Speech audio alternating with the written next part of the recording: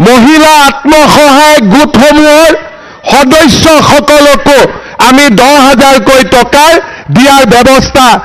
আমি হাতত ল'ম। মন্ত্ৰীয়েতো আত্মসহায়ক গোটত 10,000 টকা দিম বুলি কৈছিল, এতিয়ালৈকে টকাটো অহা নাই। যে মই যি কৈছো আজিলৈকে কেতিয়াবা কোনবা কথা এনে কৈছো নেকি? যি কৈছো হৈছে নে নাই? এতিয়া আমাৰ এই আঁচনিটোৰ নাম হ'ল মহিলা উদ্যমিতা আঁচনি। ভেৰিফিকেশ্যন কমপ্লিট হোৱাৰ পিছত আমি মহিলাসকল যিসকল ইয়াৰ নিৰ্বাচিত হ'ল তেওঁলোকৰ আমি তালিকাখন দিম। তালিকাখন দিয়াৰ পিছত আপোনালোকক আমি 3 দিনৰ ট্ৰেইনিং দিম। কিয় ট্ৰেইনিং দিম এই কথাটো বুজি লওক। 10,000 টকাটো শেষ নহয়, 10,000 টকাটো আৰম্ভণি। আমাৰ উদ্দেশ্য হ'ল যে এই 10,000 টকাটো ভাল কৰি যদি আপোনালোকে খৰচ কৰে পিছত আমি আপোনালোকক আৰু নতুন নতুন আঁচনি আৰু বেংকৰ লগত আপোনালোকক আমি সম্পৰ্ক কৰি দিম যাতে মোটামুটি 2-2.5 বছৰৰ ভিতৰত চৰকাৰৰ পৰা আপোনালোকে আৰু বেংকৰ পৰা মিলি 1 লাখ টকা কৰি আপোনালোকে পাব পাৰে। কিন্তু যদি কোনোবাই 10,000 টকা পালে আৰু গিৰিয়াকে টকাটো লৈ গ'ল তেতিয়া ইটোটো আৰু আগ নাবাঢ়িব। সেইকাৰণে এটা 3 দিনৰ ট্ৰেইনিং কৰি টকাটো আমাৰ আঁচনিখন কি কেনেকৈ আগবাঢ়িব লাগিব আমি বুজাই দিম আৰু তাৰ পিছত এনেকৈ মিটিং পাতি আপোনালোকক মই আহি টকাটো দি দিম। টকাটোতো 100% পাবই, খালি অকণমান অপেক্ষা কৰক, অপেক্ষাৰ ফলটো মিঠা হয়, হয় নে নহয়? আৰু মহিলাসকলে নিজে গম পায়। আমি আপোনালোকে যেতিয়া আমাক জন্ম দিছিল এদিনতে জন্ম দিছিল নে 10 মাহ 10 দিন পেটত ৰাখি জন্ম দিছিলে নে এদিনতে জন্ম দিছিলে? অকণমান ধৈৰ্য সকলোতে লাগে, সৃষ্টিটো জন্ম লাগে আৰু পালনতো ধৈৰ্য লাগে, হয় নে নহয়? গতিকে আপোনালোকৰ এই কামটো চলি আছে, একেবাৰে টেনচন নল'ব।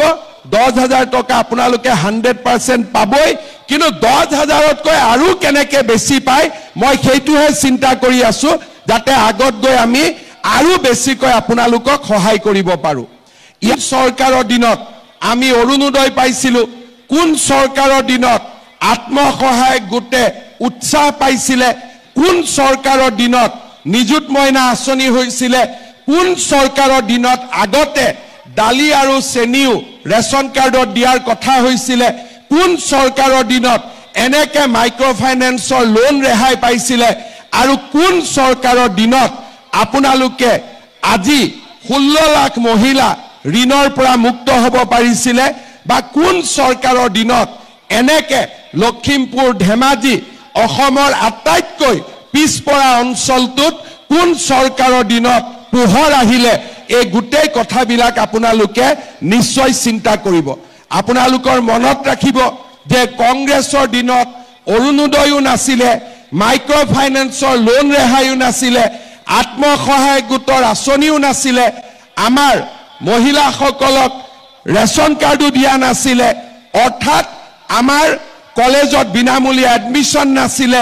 নিযুত মইনা নাছিলে। কংগ্ৰেছৰ দিনত একো নাছিলে, খালি কংগ্ৰেছৰ কি আছিলে মহিলাবিলাকক সূতা আৰু কম্বলৰ নামত ইখন মিটিঙৰ পৰা সিখন মিটিঙলৈকে মহিলাবিলাকক দৌৰাই ৰাখিছিলে। তাৰ বাদে মহিলাসকলৰ উন্নতিৰ বাবে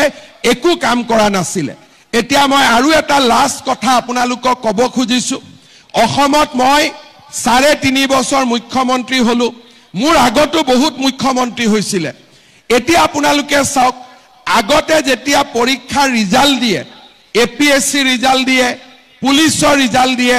3য়-4ৰ্থ শ্ৰেণীৰ ৰিজাল্ট দিয়ে, তেতিয়া টিভিত কি ওলাই বাতৰি যে কোন মন্ত্ৰী ল'ৰাই DSP হ'ল, কোন অফিচাৰৰ ল'ৰা গৈ পেলাই মেজিষ্ট্ৰেট হ'ল, কোন ডাঙৰ বিষয়াৰ খুলখালিয়েকে গৈ পেলাই প্লেনিং অফিচাৰ পালে, কাৰ খুলখালিয়েকে গৈ পেলাই টেক্সৰ ছুপাৰিণ্টেণ্ডেণ্ট হ'ল, কোন দ্বিতীয় হ'ল। পেপাৰ আৰু টিভিত এই লিষ্টবিলাক আহিছিলে আৰু এই লিষ্টবিলাকৰ লগত কি লিখিছিলে যে এনেকুৱা এটা চাকৰি পাবৰ কাৰণে হয় মন্ত্ৰী বিধায়কৰ খুলখালিয়েক হ'ব লাগিব,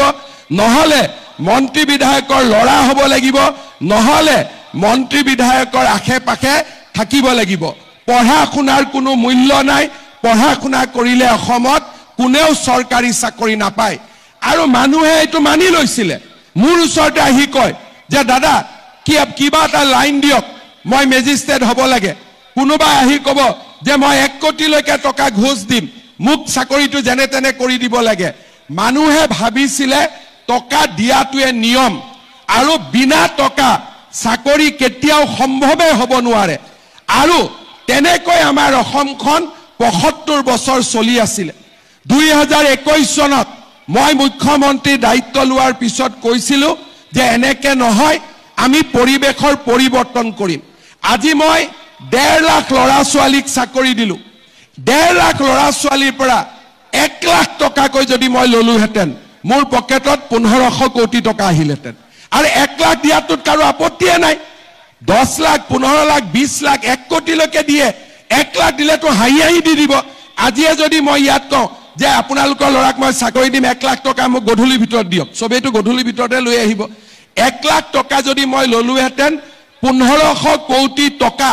মোৰ ঘৰত গ'লহেঁতেন কংগ্ৰেছ দলে কয় যে মই দুৰ্নীতি কৰো আৰে দুৰ্নীতি যদি কৰিলোহেঁতেন 1500 কোটি টকাটো মোৰে পকেটত আহিলেহেঁতেন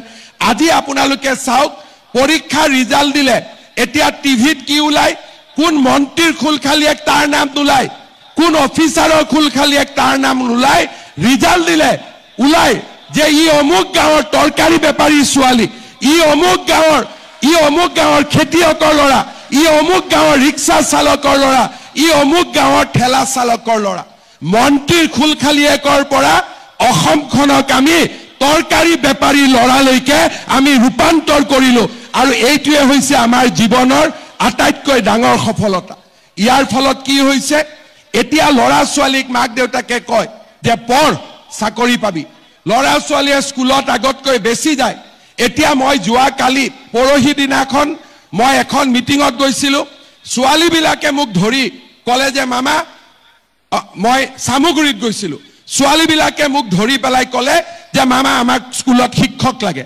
আগতে কোনো চিন্তাই নকৰিছিল আজিকালি সবেই জানে যে পঢ়া শুনা কৰিলে আমাৰ ল'ৰা ছোৱালীয়ে চাকৰি পাব কোন মন্ত্ৰীৰ খুলখালিয়েক তাৰ নাম নোলায় কোন অফিচাৰৰ খুলখালিয়েক তাৰ নাম নোলায় ৰিজাল্ট দিলে ওলাই যে ই অমুক গাঁৱৰ তৰকাৰী বেপাৰী ছোৱালী ই অমুক গাঁৱৰ খেতিয়কৰ ল'ৰা ই অমুক গাঁৱৰ ৰিক্সা চালকৰ ল'ৰা ই অমুক গাঁৱৰ ঠেলা চালকৰ ল'ৰা মন্ত্ৰীৰ খুলখালিয়েকৰ পৰা অসমখনক আমি তৰকাৰী বেপাৰী ল'ৰালৈকে আমি ৰূপান্তৰ কৰিলো PSC ৰিজাল্ট দিয়ে পুলিচৰ ৰিজাল্ট দিয়ে তৃতীয় চতুৰ্থ শ্ৰেণীৰ ৰিজাল্ট দিয়ে তেতিয়া টিভিত কি ওলাই বাতৰি যে কোন মন্ত্ৰী ল'ৰাই DSP হল কোন অফিচাৰৰ ল'ৰা গৈ পেলাই মেজিষ্ট্ৰেট হল কোন ডাঙৰ বিষয়াৰ